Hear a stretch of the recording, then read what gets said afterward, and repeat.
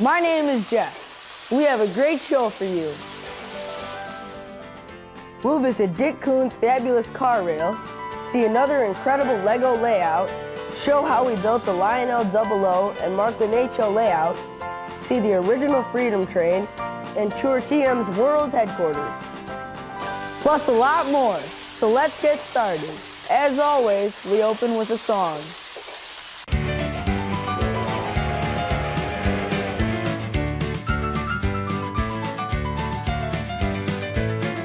Travel along on the railroad track with the little boxcars being pulled back. You can hear the sound of that clickety-clack as they pass the houses and the little toy shack. It's a wonderful kind of feeling. It's a feeling I can't explain. It's a wonderful kind of feeling. That's the reason I love toy trains.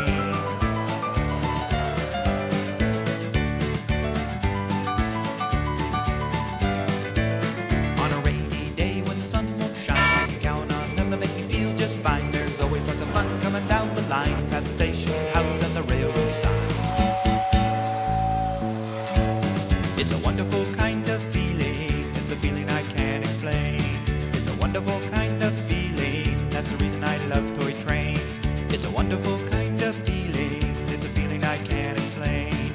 It's a wonderful kind of feeling. That's the reason I love toy trains.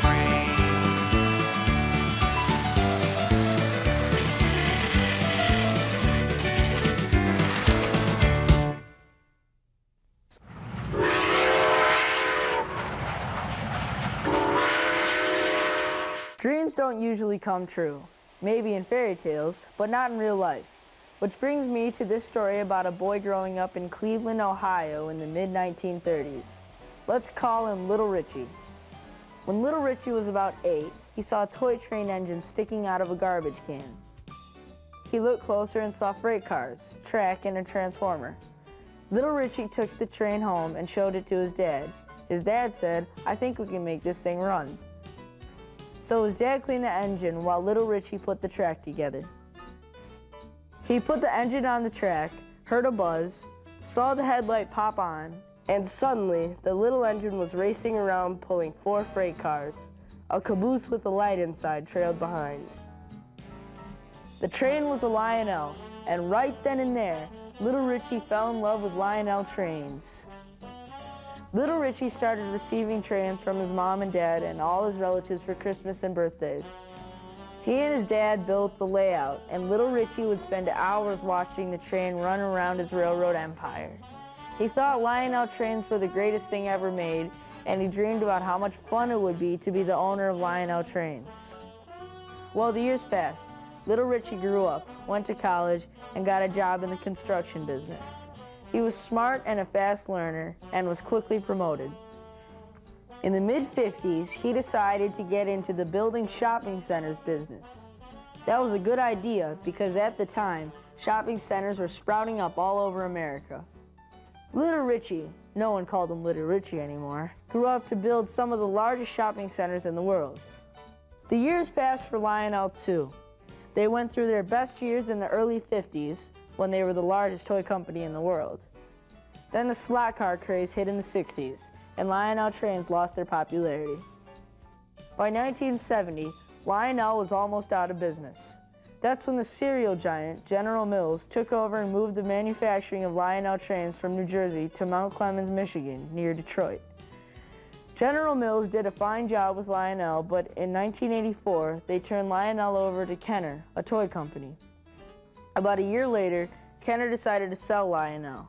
A Detroit real estate developer, Richard Coon, made an offer. The offer was accepted, and Richard Coon became the new owner of Lionel trains. You know what they called Richard Coon when he was a little boy? You guessed it, Little Richie. So Richard Coon proves dreams can come true, even in real life. Of course, it always helps to be smart and work hard. Over the years, Mr. Coon has collected just about all the neat stuff you can think of. Antique cars, toy trains, model cars, paintings, sculptures, pedal cars, even an old Wurlitzer jukebox, and a nice mix of cast iron banks from the late 1800s. He kept most of his neat stuff in a place called Car Rail. Car Rail is to toy trains what Yankee Stadium is to baseball. All the shots you've seen up until now were taken at Car Rail, and it's a good thing we shot the film because Car Rail is no more. All Mr. Coon's neat stuff has been sold at auction. I guess Mr. Coon just thought it would be nice to let some other folks play with his toys. Now we'll put another record on and show you Dick Coon's fabulous Car Rail standard gauge layout, the way it used to look.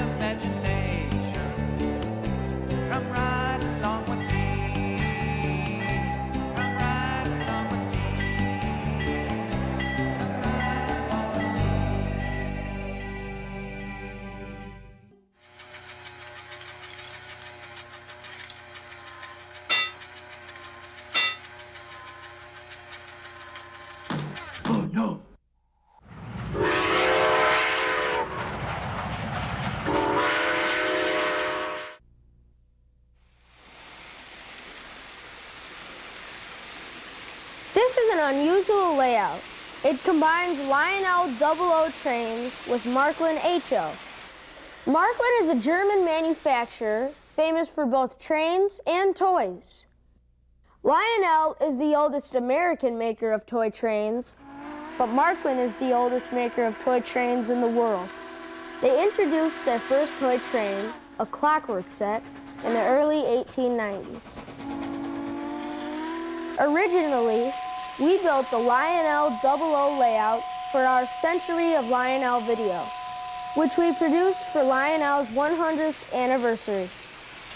The layout measured 4 by 6 feet and had 2 loops of 00 track. Lionel introduced 00 gauge in 1938. 00 was smaller than O gauge, and Lionel wanted to offer a line of trains to customers who were cramped for space.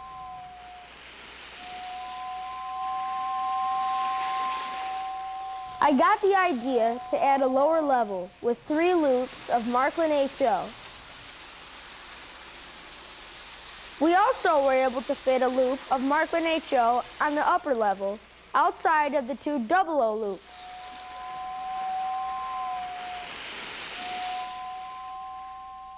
We built a tunnel at one end and a viaduct at the other.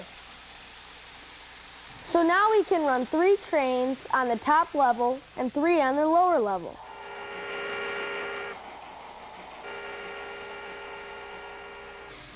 A Marklin magnetic crane is able to pick up a car from a Lionel 00 hopper on the upper level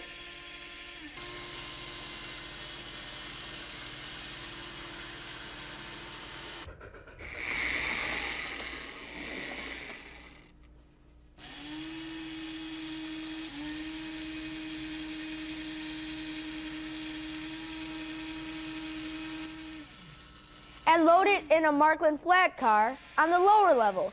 I would say that is on the cool side.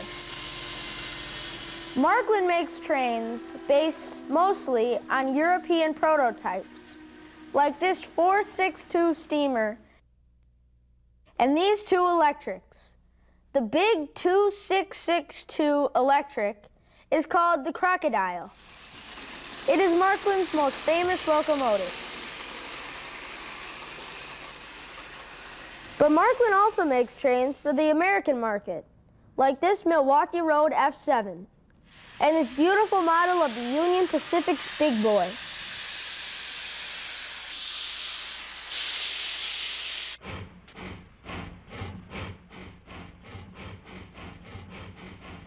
They also make a handsome model of the classic war bonnet paint scheme of the Santa Fe.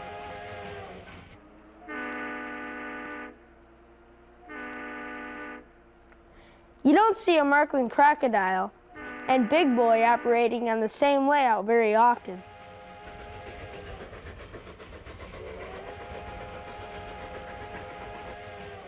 Trains over in Europe look different from their American counterparts. This is a tank car in Europe. This is a tank car in America.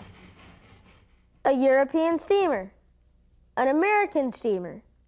European boxcar. American boxcar. European electric, American electric.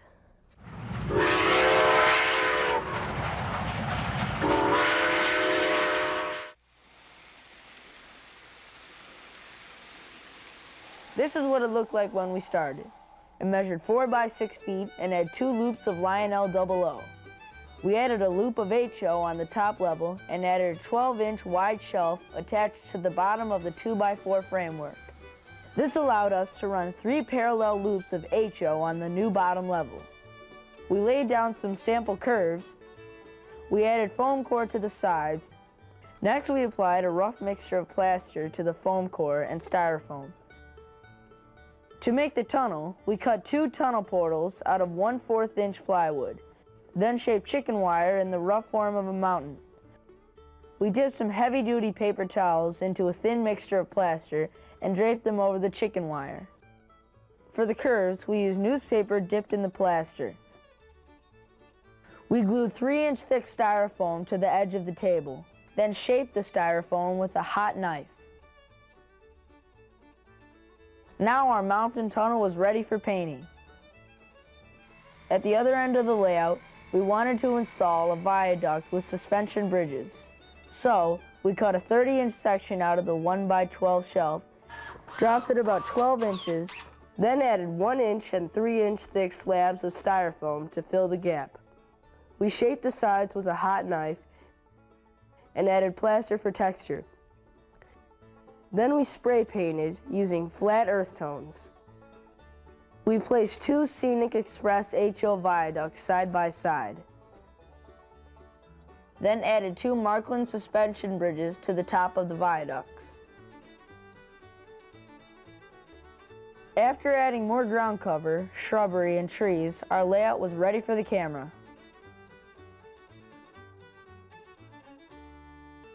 Our tunnel looks pretty good, doesn't it?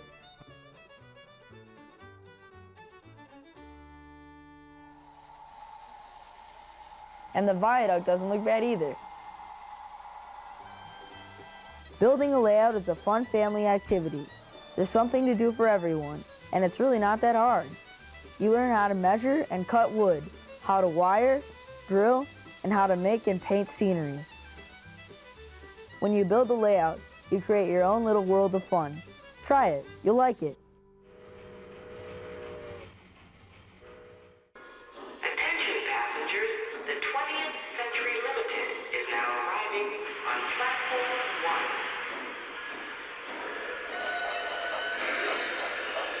Now departing, 20th Century Limited. All aboard! New York Central 5452, you are cleared outbound.